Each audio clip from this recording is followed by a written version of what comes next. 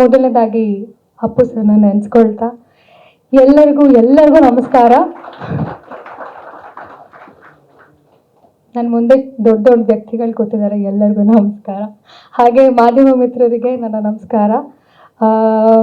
ತುಂಬ ತುಂಬ ತುಂಬ ಖುಷಿ ಆಗ್ತದೆ, ಯಾಕಂದರೆ ಮೋಸ್ಟ್ ಅವೇಟೆಡ್ ಪ್ರಾಜೆಕ್ಟ್ ಅದು ಅಂದೊಂದಿತ್ತು ಕಾಲ ಅಂತ. ನಾನಂತೂ ತುಂಬ ಎಕ್ಸೈಟ್ ಆಗಿದ್ದೀನಿ. ನೆನ್ನೆ ಸಾಂಗ್ ನೋಡಿದಾಗಿಂದನೂ ತುಂಬ ಖುಷಿಯಾಗಿದೆ. ಆ್ಯಂಡ್ ನಿಮ್ಮೆಲ್ಲರ ರೆಸ್ಪಾನ್ಸ್ ಒನ್ಸ್ ಮೋರ್ ಅಂದಂಗಂತೂ ತುಂಬ ಖುಷಿ ಆಯಿತು. Thank you so much.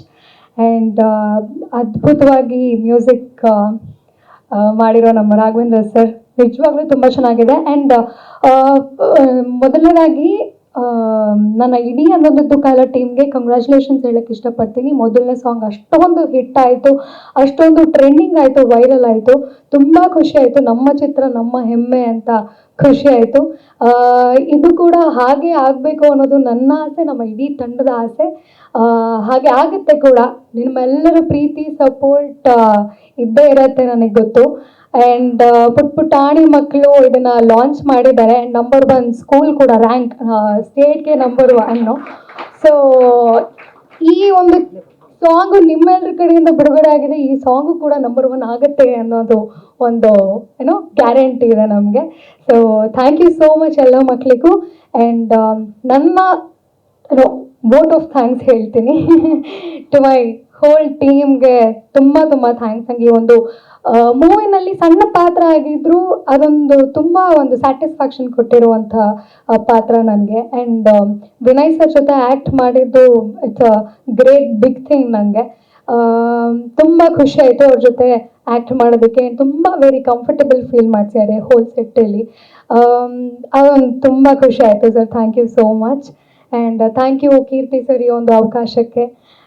Sir finally movie release ಆಗ್ತಿದೆ. ನಗಾಡಿ ಸರ್, ಯಾಕೆ ಇಷ್ಟು ಸೀರಿಯಸ್ ಆಗಿದ್ದೀರಾ? Thank you Suresh sir. Thank you to the whole team. Thank you so much.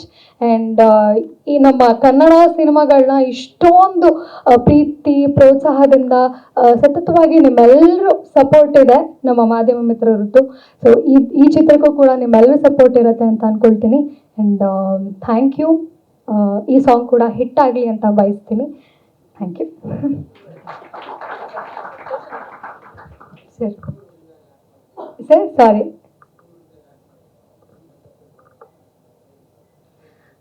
ಚೆನ್ನಾಗಿತ್ತು ಸರ್. ಅಂದರೆ ನನಗೂ ಆ ಸ್ಕೂಲ್ ಮುಗಿಸಿ ತುಂಬ ಟೈಮ್ ಆಗಿರಲಿಲ್ಲ. ನನಗೂ ಒಂದು 3-4 ಇಯರ್ಸ್ ಆಗಿತ್ತು ಅಷ್ಟೇ. ಮತ್ತೆ ನಾನು ಯೂನಿಫಾರ್ಮ್ ಹಾಕೊಳ್ಳೋದು ಒಂಥರ ಖುಷಿ ಆಗ್ತಿತ್ತು.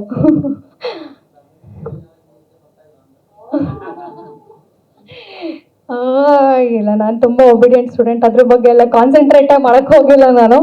ಯಾವಾಗೂ ಕಲ್ಚರಲ್ ತುಂಬ ಇದ್ದೆ ನಾನು. ಸಿಂಗಿಂಗ್, ಡಾನ್ಸಿಂಗ್ ಅಂತ ಅದರಲ್ಲೇ ನಾನು ತೊಡಗಿಸ್ಕೊಂಡ್ಬಿಟ್ಟಿದ್ದೆ. ಸೊ ಹಂಗಾಗಿ ಇದ್ರ ಬಗ್ಗೆ ಅಷ್ಟು ಗಮನ ಕೊಟ್ಟಿಲ್ಲ ನಾನು. Thank you sir. Thank you.